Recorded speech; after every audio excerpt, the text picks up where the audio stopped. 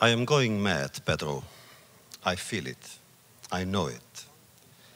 I have plunged into madness as into the sea, and I'm about to sink into its depth.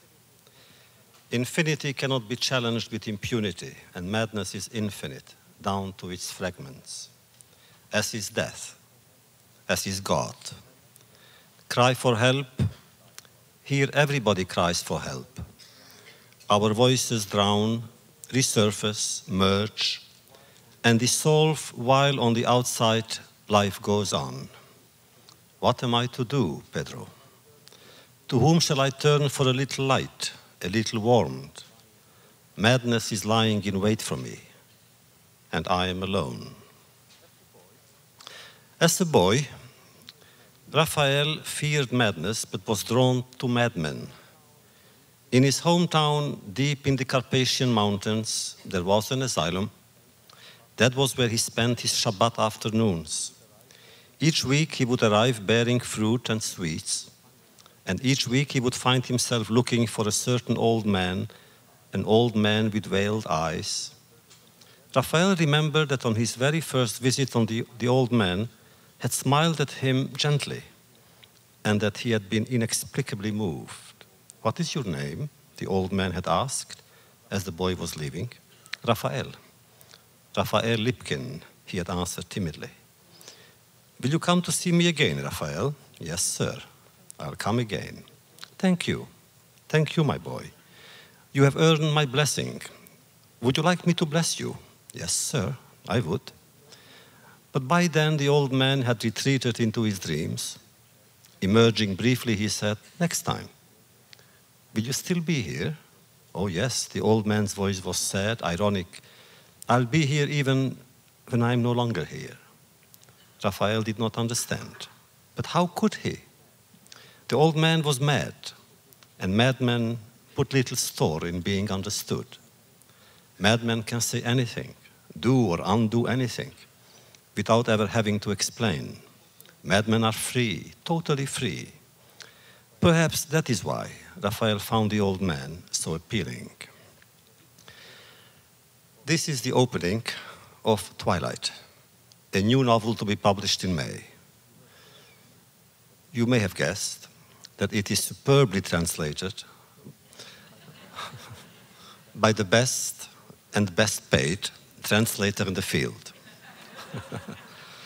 My wife, Marion, she gets all the royalties.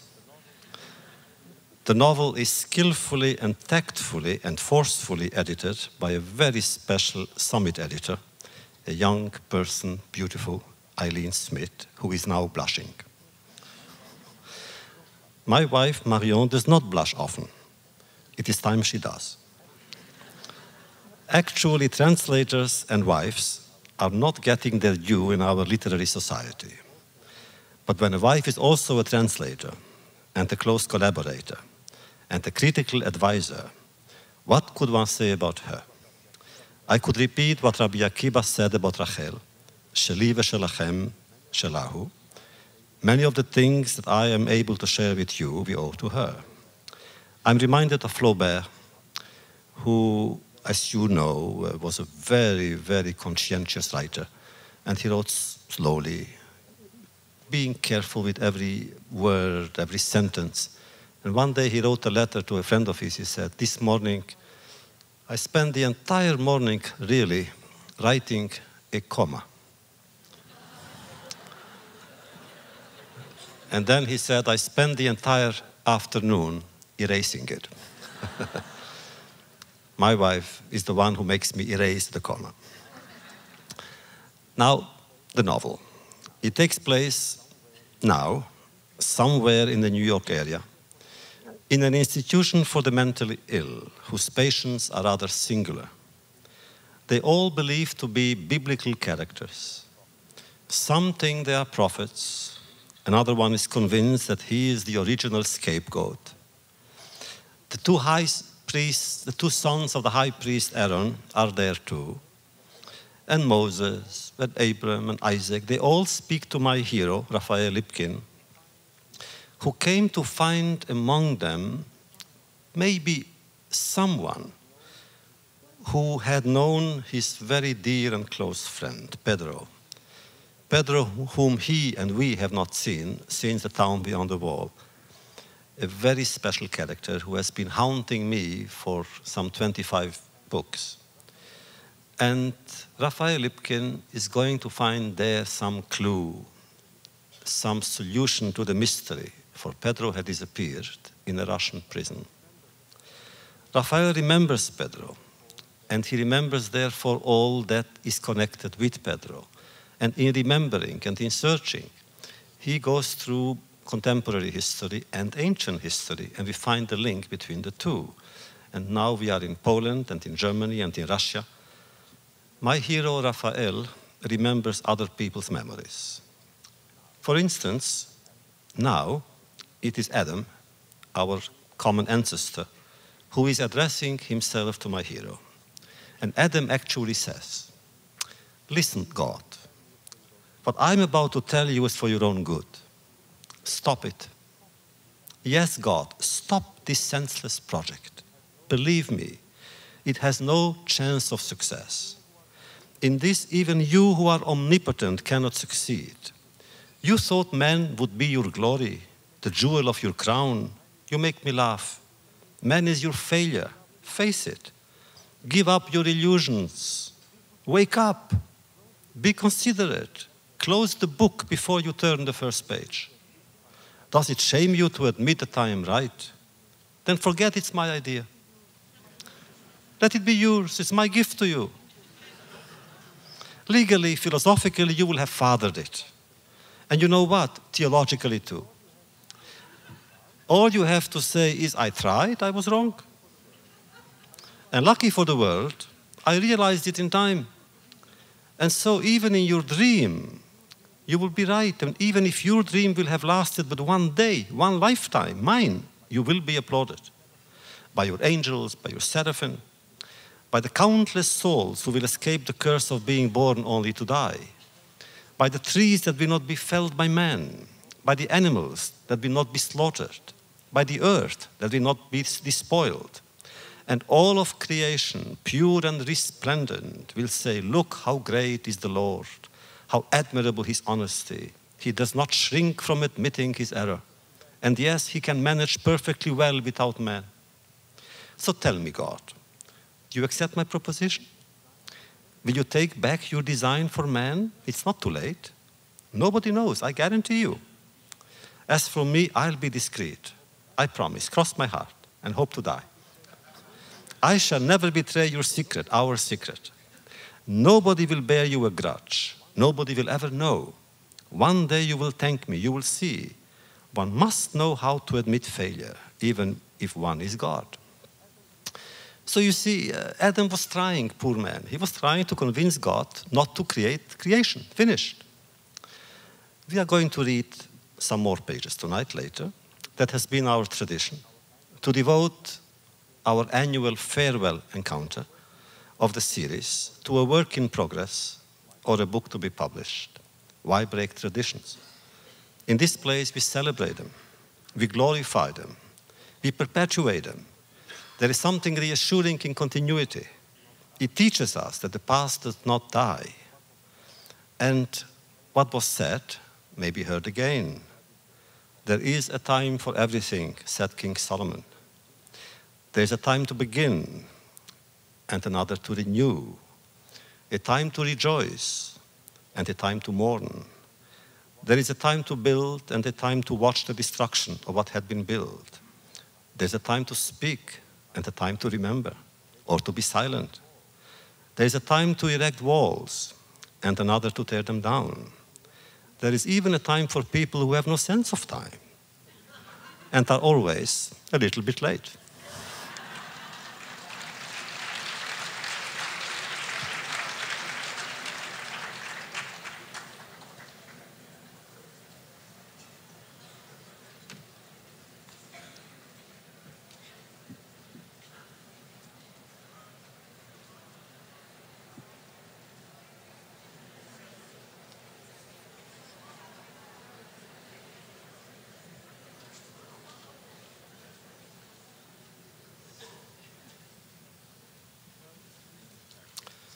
Well, the theme is madness, but the theme has been mine for many, many years and many, many books.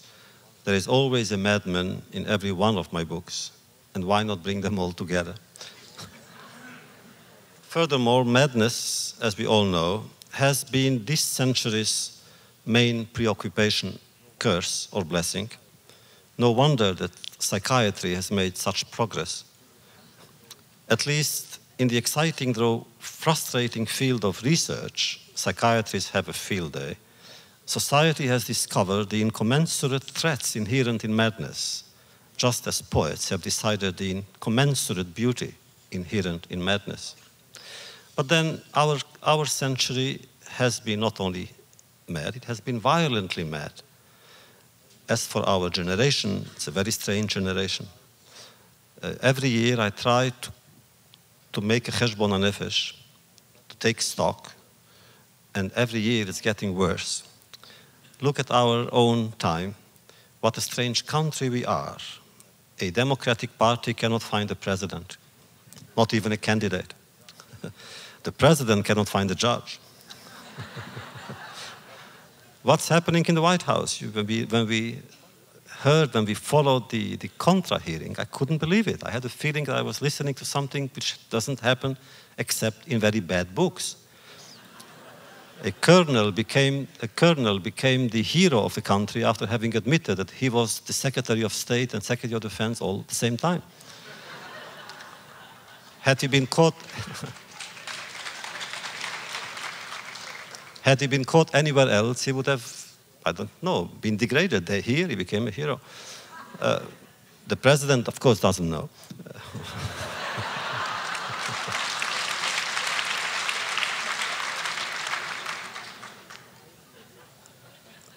What made me really amazed was when I heard during the hearings that they had $10 million deposited in the wrong bank. No wonder the dollar is falling to the...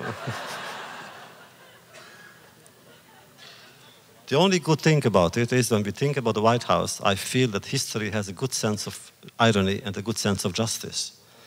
For 2 years ago, we were all upset about Bitburg, and now we realize that all those who were involved in Bitburg are out of the White House.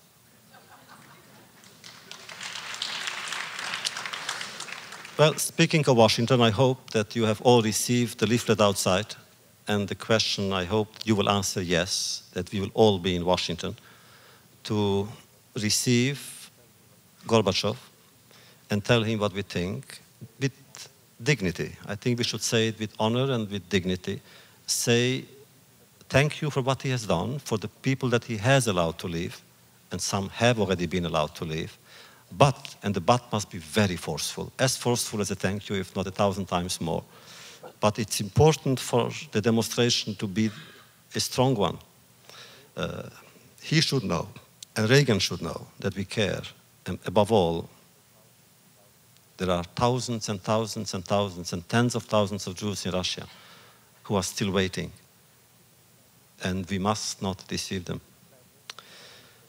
Speaking of madness, you read in the papers, as I have, that Chicago has had a Kristallnacht. Monday, there was apparently a Kristallnacht, a Nazi-style Kristallnacht in Chicago. Synagogues were badged with swastikas. And what kind of madness is this? Well, I think that we have to remember, and if we remember, then we may defeat that madness. It is because we want to remember that we meet here every year, 21 years.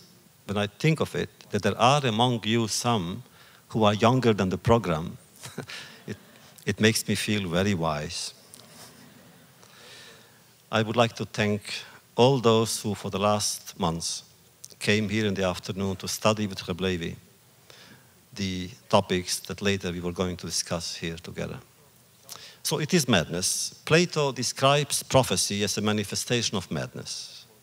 In Phaedrus, he writes, and I quote him, "There exists a madness which is a divine gift and the source of the greatest blessing granted to man. For prophecy," says Plato, "is a kind of madness. As for Dostoevsky, we have all quoted him, "I have a plan," he said, "to become mad." Strange, though frequently used in biblical sources, the word madman, meshuga, does not appear in the Talmud at all. Never.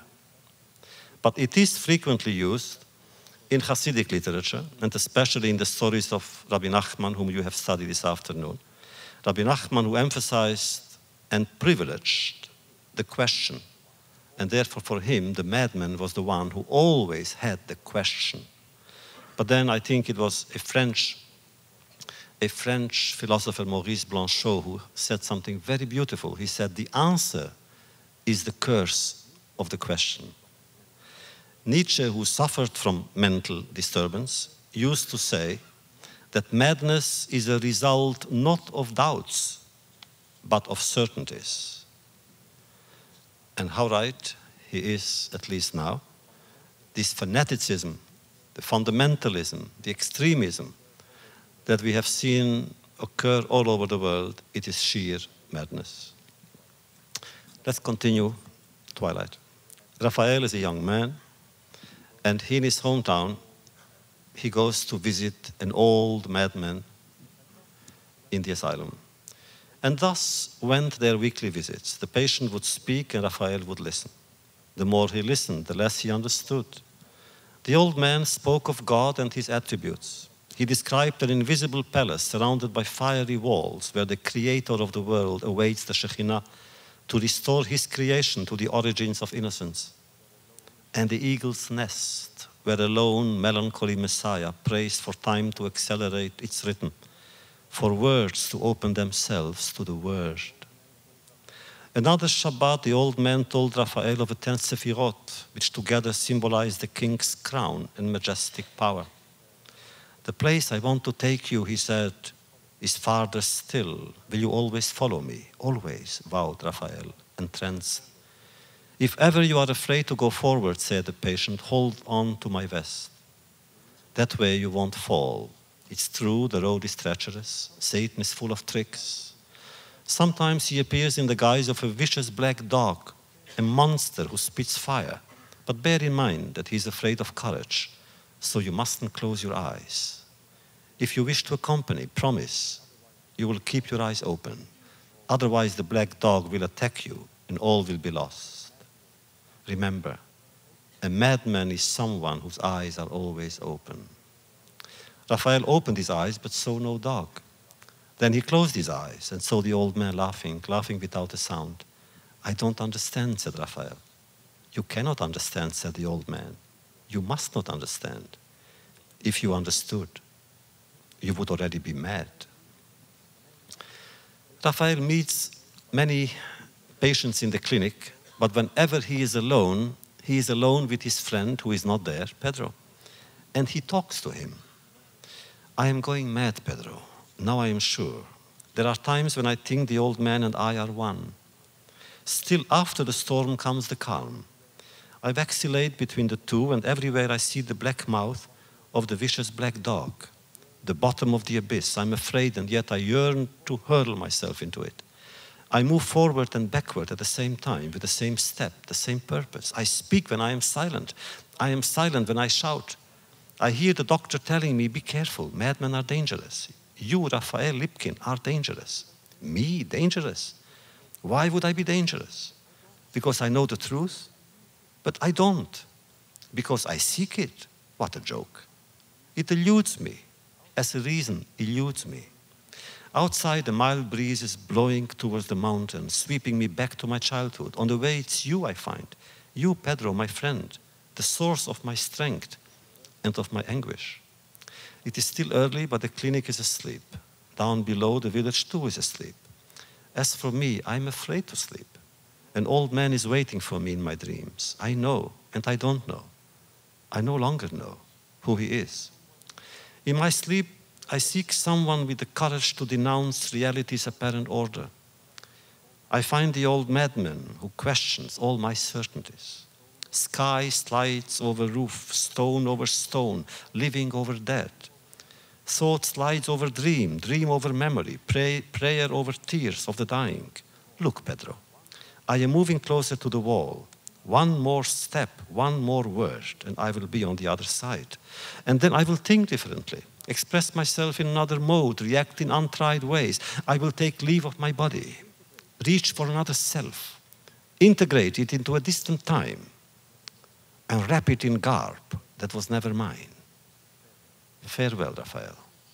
Farewell, Pedro. I've always been fascinated by the relationship between madness and creativity. Naturally, I love madness, but I love mystical madness, for mystical madness is a creative madness. It restores. It brings back a sense of beauty to a person who needs that sense in order to be alive. Mysticism emphasizes beauty as much as it emphasizes truth. And therefore there is a mystical element in creation. And there is always therefore, an element of madness in creation. All of a sudden to decide to write a book, what for? It's maddening. Why should I write books? There are millions of books in the world, another one. So madness and creation, is there creativity in madness? Is madness a component of creativity? Must one be mad in order to write about madness? Must one be boring in order to describe boredom? And are the two concepts mutually exclusive, or quite to the contrary, are they complementing one another? For the creative person, writer, poet, artist, composer, madness could be divided in three categories: clinical madness, mystical madness, and in this century, surely, moral madness. At times they may merge into one. Often they coexist in the same mind or in the same soul. In cutting off his ear, Vincent van Gogh made a statement to the world. A statement not about his mental condition, but about its moral or immoral standing. And the same applies to von Kleist or Antonin Artaud. The first two chose suicide. The latter turned to insanity, as to prove a point, namely that they refused to see the outside world as their own. I have been thinking a lot about writers who dealt with our tragedy, and I was trying to understand what moved them to do certain things. Treated for mental illness, Paul Celan, the great poet, whose name was Anschel, Paul Anschel, a Jew from Romania, he committed suicide by drowning in the Seine. On his desk was found a biography of Hölderlin with this sentence underscored, and I quote him: "Sometimes this genius darkens and sinks into the bitter well of his heart," unquote. What pushed him to despair? Probably the same dark force that pushed so many other so-called Holocaust writers. Psychiatrists and psychologists have not paid enough attention to this tragic phenomenon. Brilliant novelists, great poets, skillful chroniclers somehow yielded to the seduction of death. And what they had in common is that they all tried to deal with the unspeakable in their speech. Tadeusz Borowski, Benno Wurzberger in Israel, Uri Tal, a theologian in Israel, Piotr Ravitch, my friend, Josef Wolf in Berlin, Rivka Gruber, and now a very close friend, Primo Levi. I have personally known some of these figures. Rivka was an elderly lady with a golden heart. She was called the Mother of Israel since her two only sons were killed in the War of Independence. With amazing courage, she transformed her pain in selfless activities on behalf of orphans everywhere. Then she wrote about her experiences, and there was a sense of fulfillment about her. But then she discovered a village called Kfar Achim that was named after her two sons, the brothers. To her astonishment, most of the inhabitants were Holocaust survivors.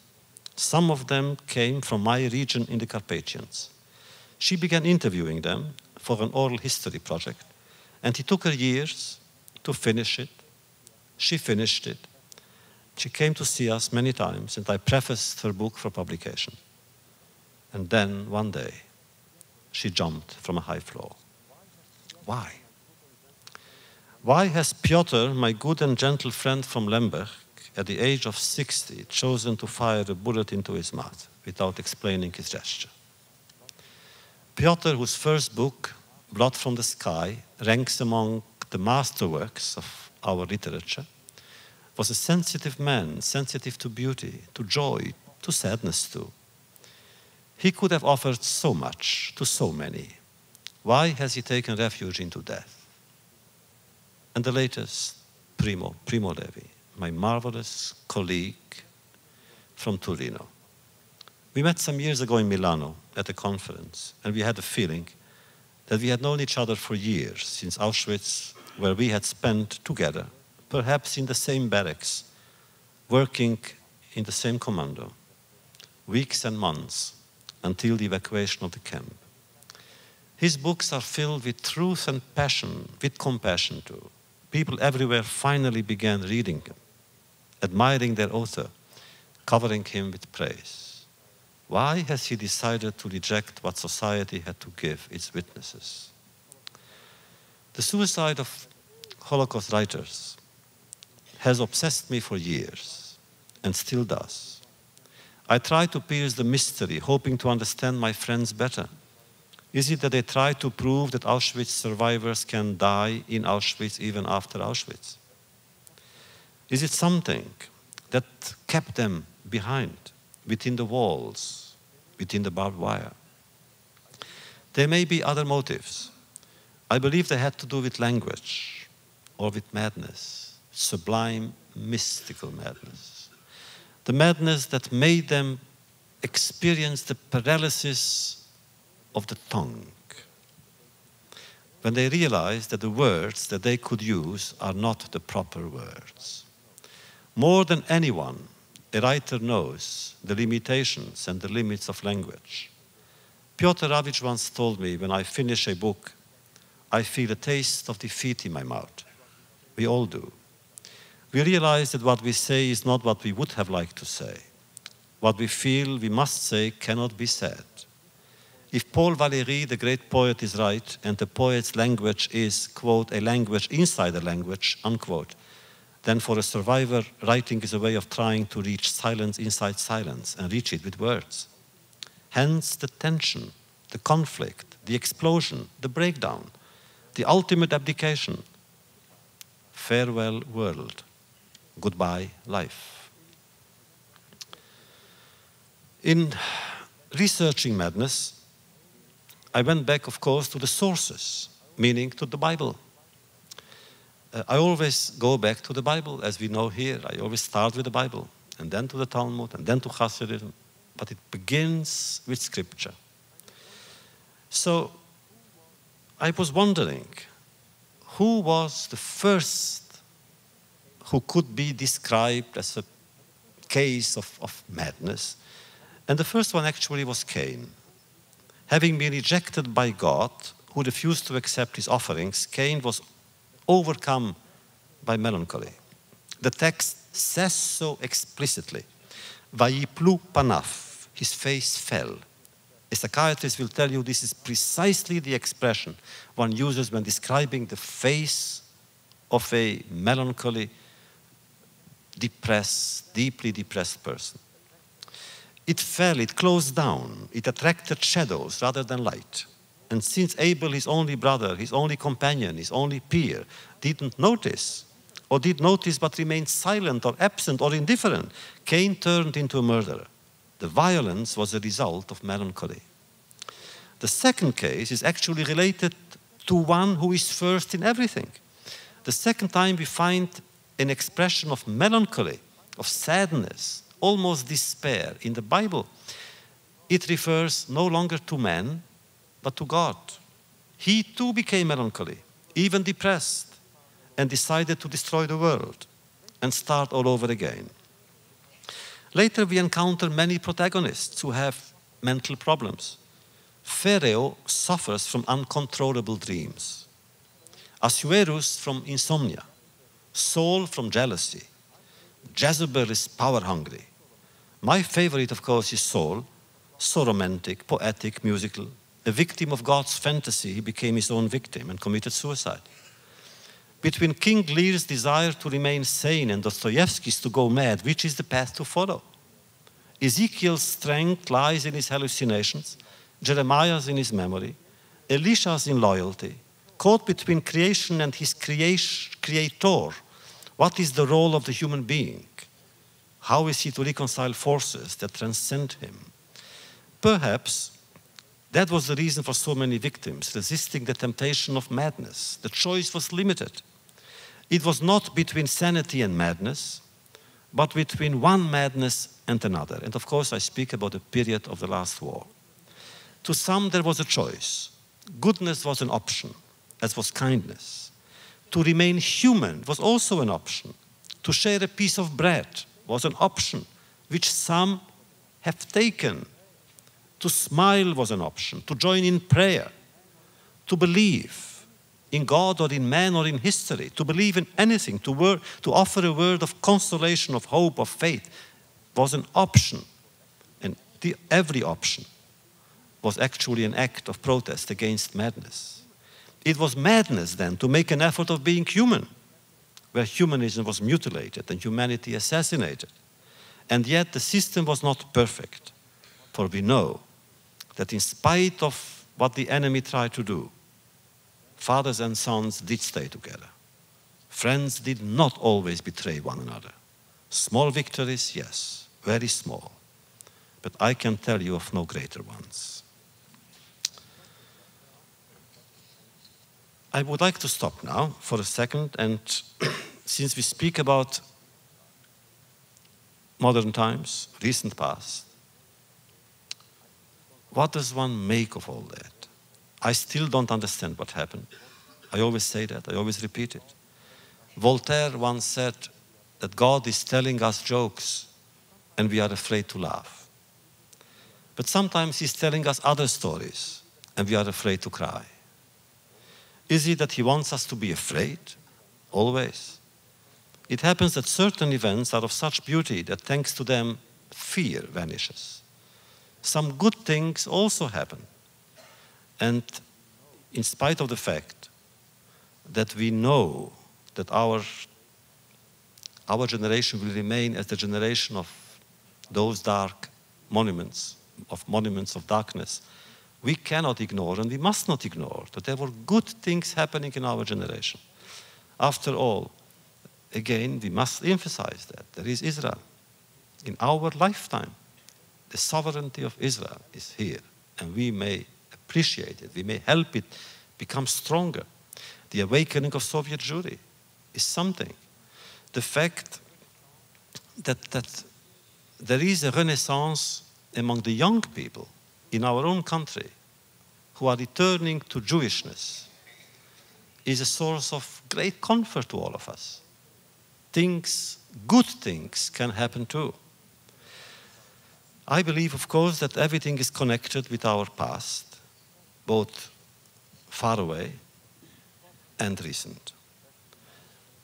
The problem that we have, especially now when the subject of the Holocaust has become so fashionable, there is a danger in repeating our burning tales about our collective tragedy. People may get tired and used to. The tellers themselves may get weary. From Joe Weisman, my friend, once I heard a marvelous anecdote that the Lunds, apparently there was a group, a couple of Lunds, great comedians, and they were performing in a comedy on Broadway. Every evening he would ask for a glass of tea, and he would do so in such a manner that the audience would burst out laughing. One evening, nothing happened. Nobody laughed. Why didn't they laugh? Asked Lund at the intermission. I'll tell you why, answered his wife. Until now, you would ask for tea.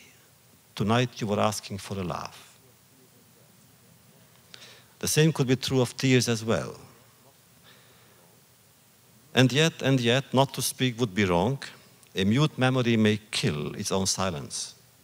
There exists a Spartan epitaph over the 300 dead at Thermopylae.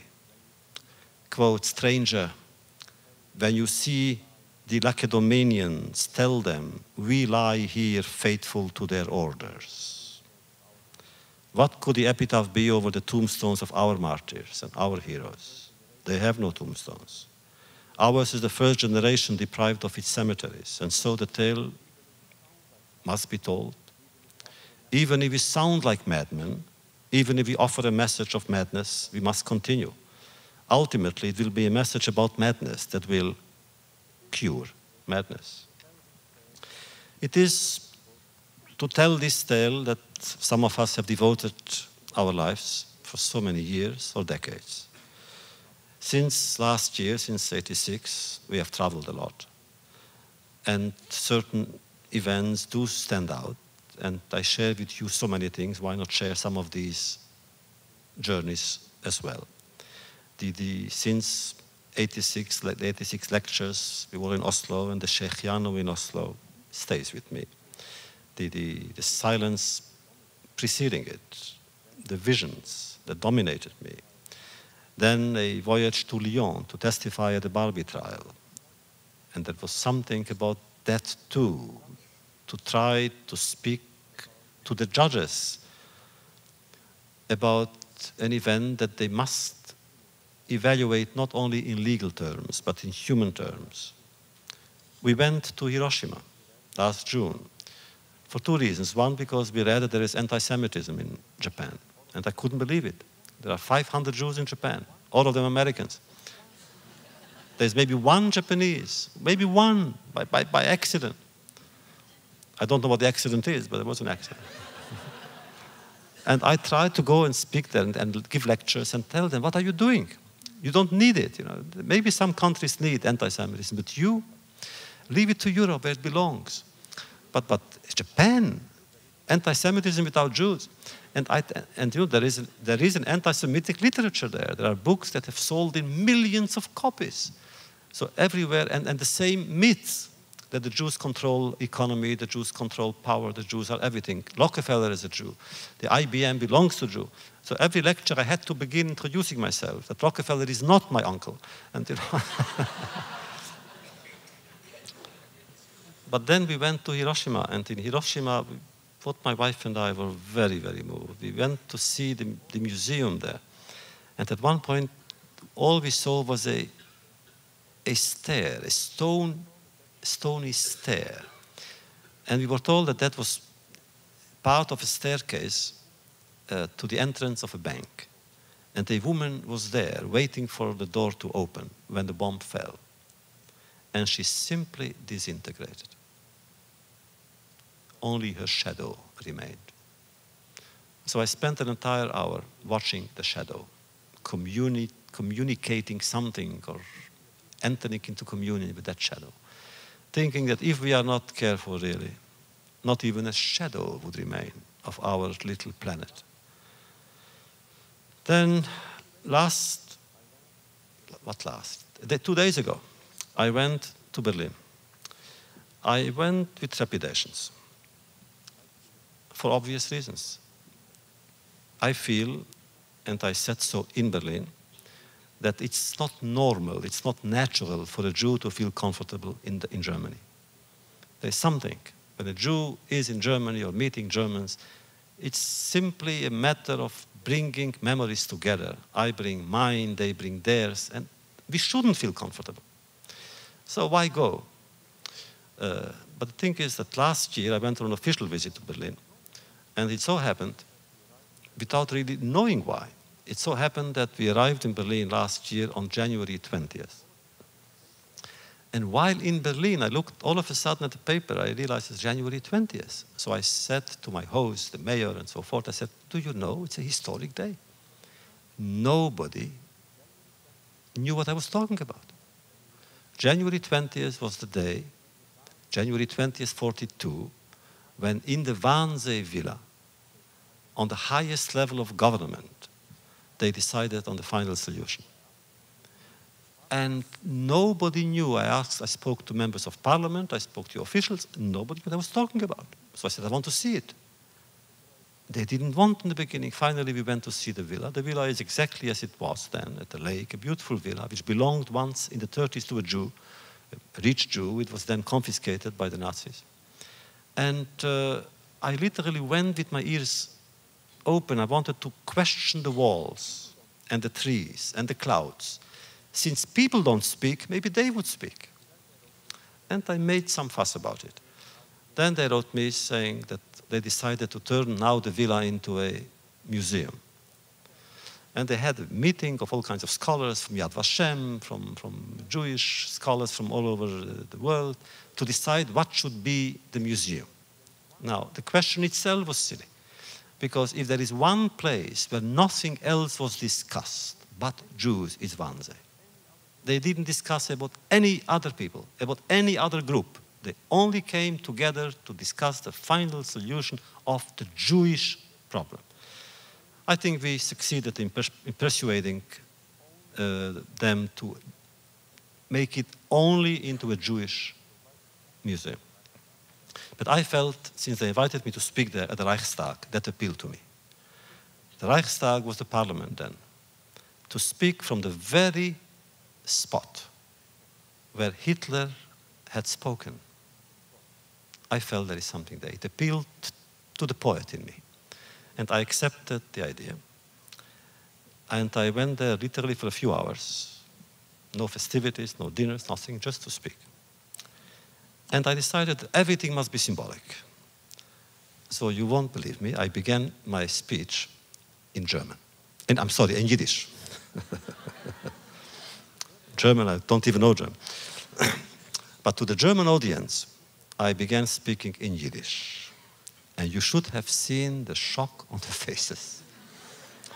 Because the translators, they had simultaneous interpretation, only were ready to translate from English. And all of a sudden I spoke Yiddish. And I said why. And this is what I did.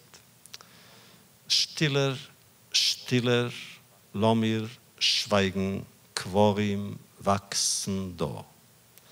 Sobben sei verpflanzt die Sonne im grünen See zum Blau.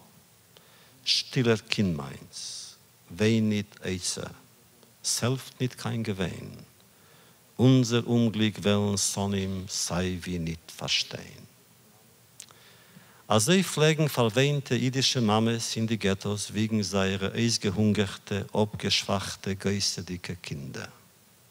Quorim, die Kinder, die beste, die reinste, die heiligste, was unser Volk hat vermogt, sind nach viel zu Kever Yisrael nicht gekommen. Der Szene hat seine Aschkevorim zum Himmel geschickt. Ist stiller, stiller. Lass mir sie Gott reinnehmen in unser Gedächtnis. Yiddish in the Reichstag, I said. There is symbolism in using this warm, melancholy and compassionate language in a place where Jewish suffering and Jewish agony some 50 years ago aroused neither mercy nor compassion. Yiddish was the tongue of many, if not most, of the Jewish victims who perished during the dark period when the angel of death seemed to have replaced God in too many hearts in this country. Yiddish too was their target and their victim.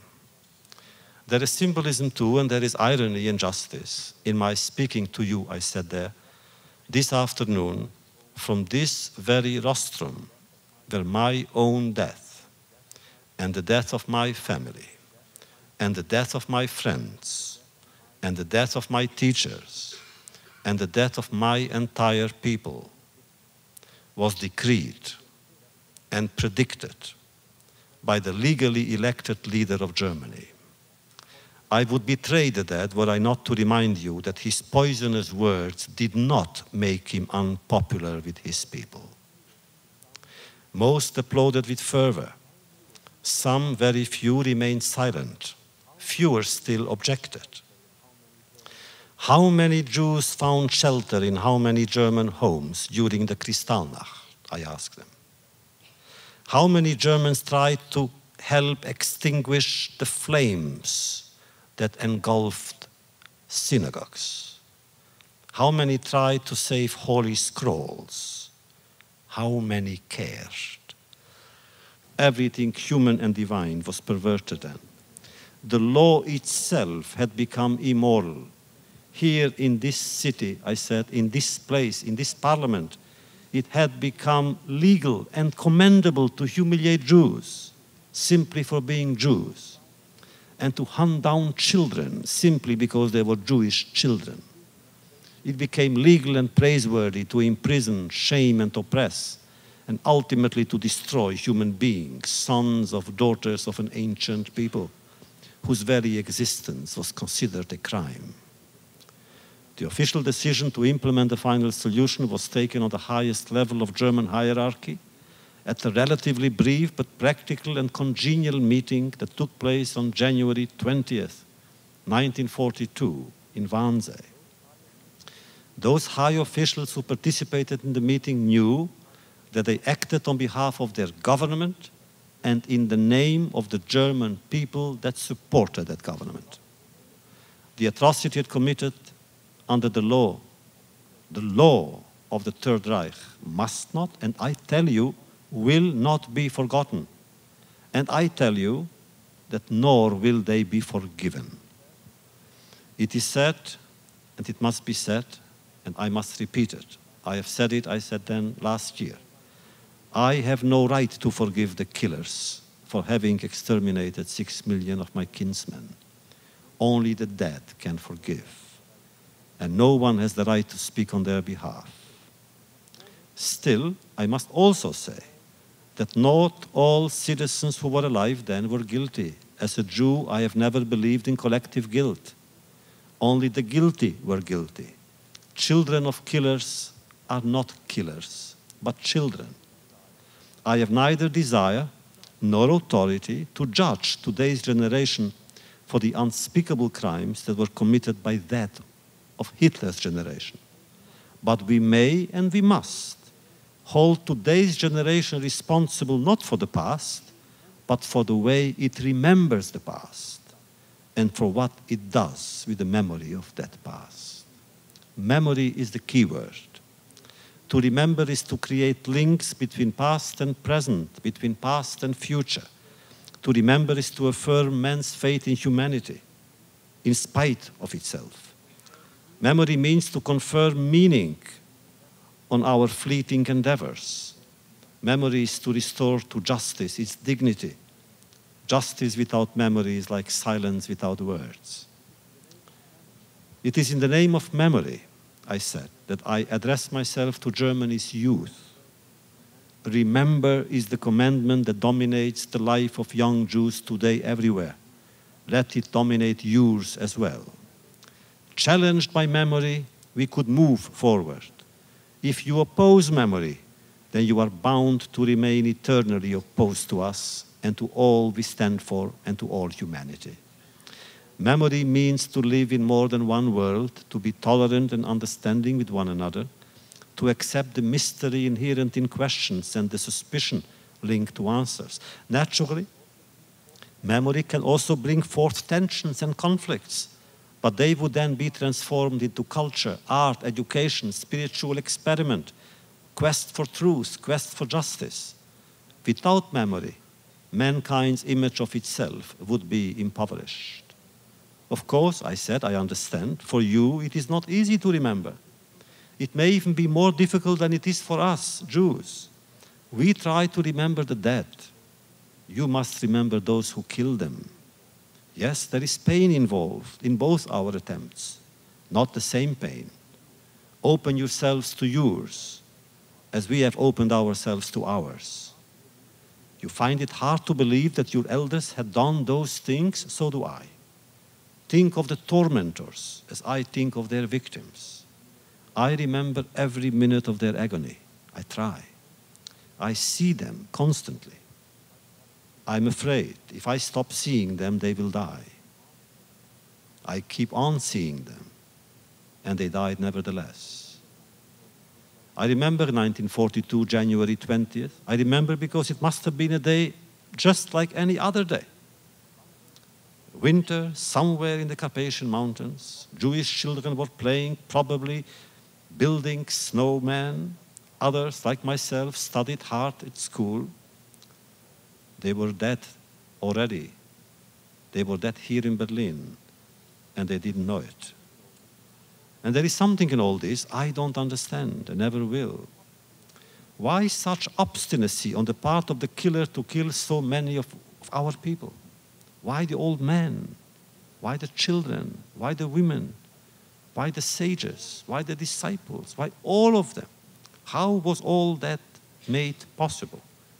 You young men and women in Germany must ask yourselves similar questions, or maybe the same questions. A people that has produced Goethe and Schiller, Bach and Beethoven, has suddenly chosen to put its national genius at the service of evil and erect a monument to its dark power named Auschwitz. A community that has contributed to culture and education as few nations have, has now recalled culture and education into question. But now we know, many killers had college degrees and were products of the best universities in Germany. Many came from distinguished families. And although I occasionally wonder about the theological implications of Auschwitz, I must also recognize the fact that Auschwitz was not sent down from heaven. Auschwitz was conceived, planned, constructed, managed, and justified by people. What human beings have done there to other human beings will affect future generations. After Auschwitz, hope itself is filled with anguish. But after Auschwitz, hope is necessary. Where can it be found? In remembrance alone. How has remembrance been handled after the war? I ask them. Admit it. It took too many Germans too long to confront their past. Teachers did not teach, and pupils did not learn the most tragic and important chapter in German and world history. Too painful was the explanation. It took the Eichmann trial in Jerusalem for German courts to indict SS murderers, who after the war quietly returned to their homes and resumed their trades as if nothing happened. They were picked up from telephone books. True, the situation in East Germany remains worse.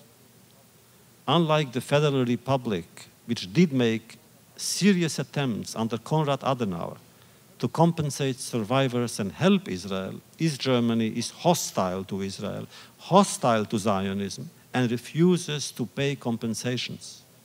East Germany behaves like Austria, without the slightest trace of remorse. The Federal Republic has chosen a more honest and enlightened course of action. You have succeeded, I told them, in a few decades in creating a transition from brutal totalitarianism to democracy. The freedom of the person is respected. Your commitment to the Western Alliance is strong. Furthermore, there are among you individuals and groups to whom we feel close, for they have been seeking atonement in word and in deed. Some have gone to work in Israel, for Israel. Others are involved in religious dialogues. Writers, artists, poets, novelists, statesmen, there are among them men and women who refuse to forget.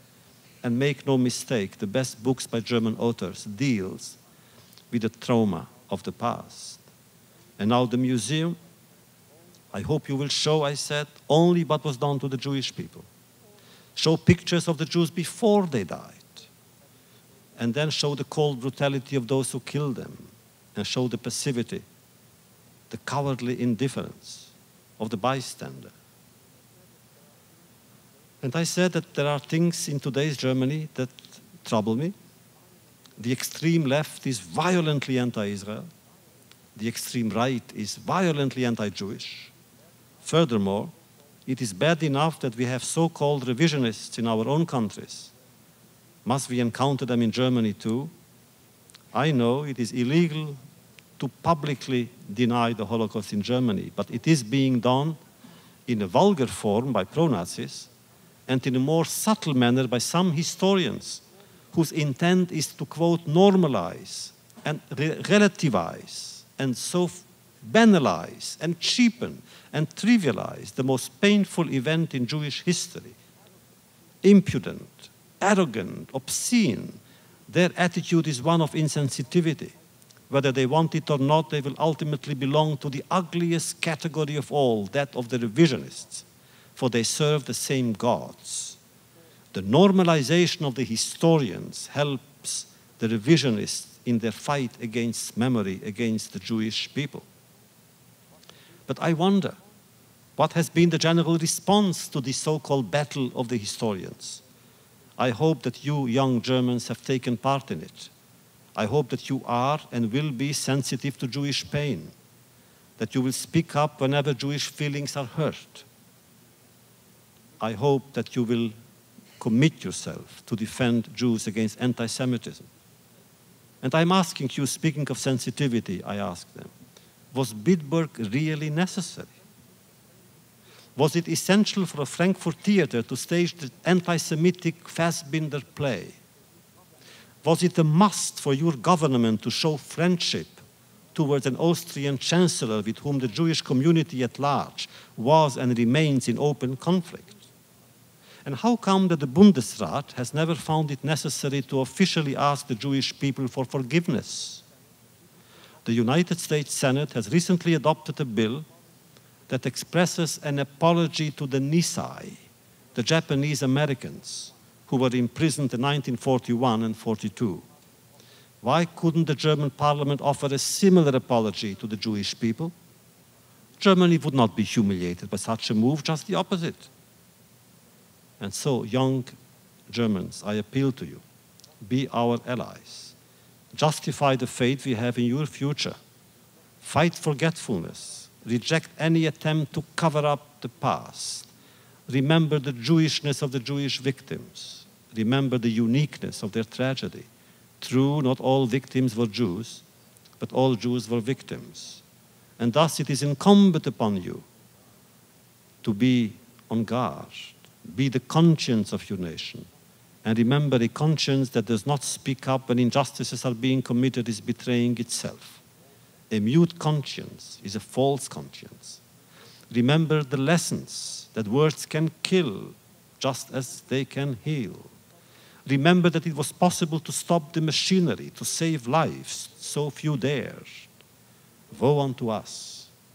In those times it was enough to be human, to be heroic. In remembering, you will help your own people vanquish the ghosts that have been hovering over its history. Remember, a community that does not come to terms with the dead will continue to perturb and traumatize the living. And this can be achieved through and in memory. Memory restores absence to presence and the dead to the living. It also involves pain. I welcome it. I think of the children walking slowly, almost peacefully to the flames, and I'm almost grateful for the pain that links me to them. The children, those of Lidice and those of Oradour, and the Jewish children who were handed over to the killers. They will forever haunt us with their silent pleas for a spark of kindness and consolation. How many of them could have helped humankind? How many of them could have assisted society in its struggle for survival? How many of them could have discovered a cure for cancer or a cure for AIDS? In killing them as children, the killers and their accomplices have at the same time punished themselves as they have punished the world. And it will take centuries before humankind manages to recover from its wounds. And thus, in remembering them, we remember today's victims too. We remember our hunger so as to eliminate starvation now. We remember our anguish so as to proclaim the right of men and women everywhere to live without fear. We remember our death so as to denounce the insanity of violence and the absurdity, the ugliness, the shame of war. We remember Auschwitz and all that it symbolizes because we believe that in spite of the past and its horrors, the world is worthy of salvation. And salvation, like redemption, can be found only in remembrance. So here we are, I said, back at my central obsession. But you may ask, isn't there a danger that memory would provoke or perpetuate hatred? No, there is no such danger. Memory and hatred are incompatible, for hatred distorts memory. The reverse is true. Memory may serve as a powerful remedy against hatred. An example, at the end of the war, many Germans were afraid of Jews coming back to take vengeance. There was fear and trembling in German towns and villages. And the Jews could have come and could have unleashed retribution on a large scale, and nobody would have stopped them or even criticized them. But it did not happen. Oh, I'm not stating that there was no hatred in some Jews. There is a minority that hates Germans even today.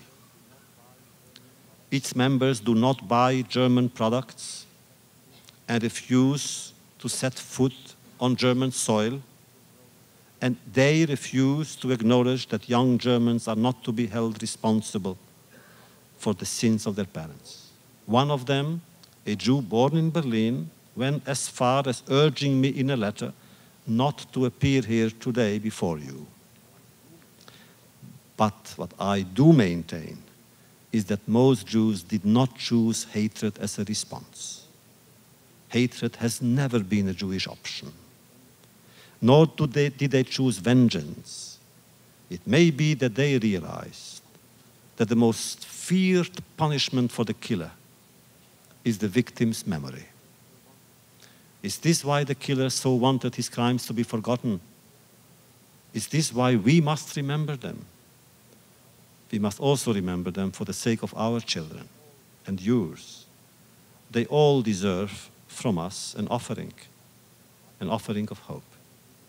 For my generation, hope cannot be without sadness, but let our sadness contain hope too. Well, you can imagine the impact.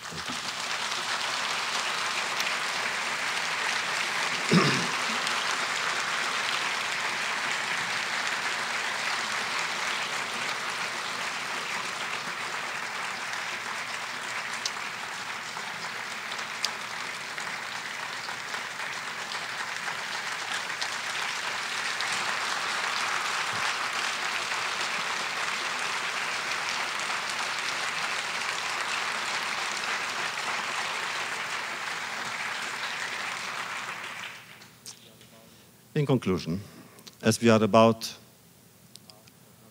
to part for another year, let me just say, we always meet here to study. We always meet here to study ancient sources, and the purpose is always, surely, to defeat hatred. It is not to increase it. Our purpose and our goal have been always to bring people together. But it must be done on the basis of memory and truth. Nothing should be sacrificed. Nothing. If that what we sacrifice is part of memory. Nothing is worth the sacrifice of memory. What has been our goal also to sensitize people, to heighten his or her awareness, to help people see farther and think higher. And above all,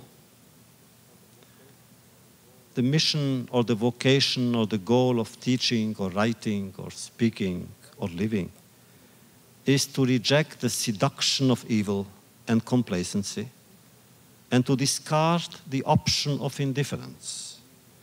Idiot in Greek means indifference, whereas justice, elemosin, means compassion, pity.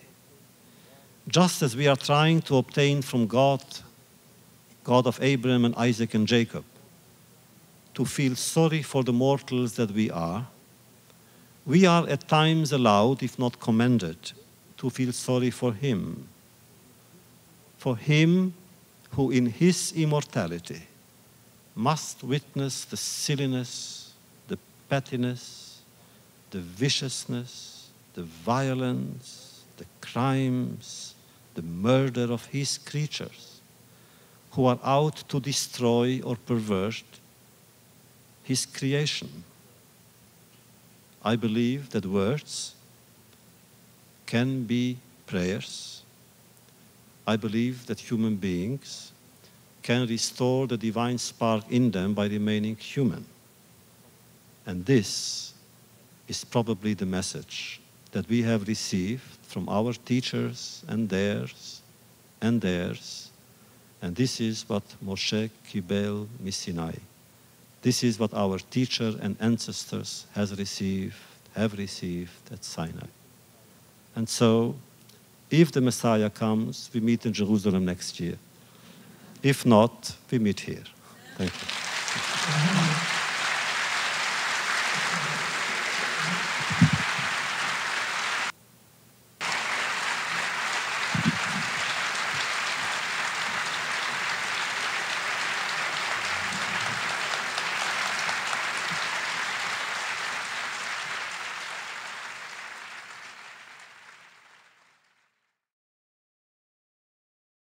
Thanks for listening. For more information on 92nd Street Y and all of our programs, please visit us on the web at 92y.org. This program is copyright by 92nd Street Y.